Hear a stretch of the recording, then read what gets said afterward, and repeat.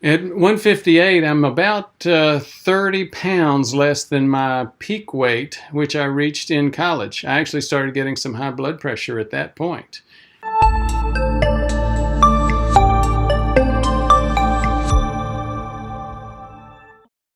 I got that weight off and kept it off for about 30 years using more of a plant-based diet. But as I got older and insulin resistant in our mid-50s, I started struggling with this. Decided to cut my carbs. When I did, it became so much easier. In addition to cutting my carbs, I then started closing that eating window from 12, 14-hour eating windows down to about 6, 8-hour windows. Then I added prolonged water fast. In most weeks I do a 48-hour water fast. But guess what? I've been very happy. I relaxed. So I thought I had stabilized, and then I crept right back up from 152 to 162.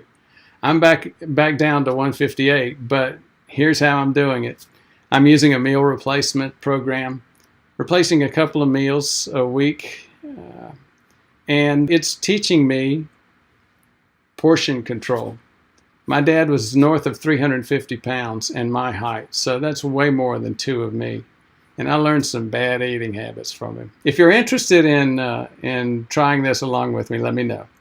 Thank you for your interest.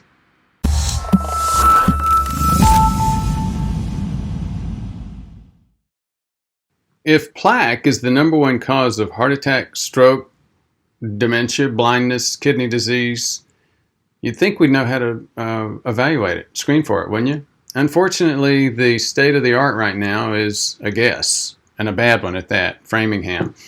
The most common thing that you do is you say, well, hey doc, why don't we do a stress test? They don't work either. Then you go into the cath lab and get a definitive test, but that involves getting a needle in the groin. It just goes downhill from there. Now, there are better ways. Take a look at our plaque evaluation course. Click the link below.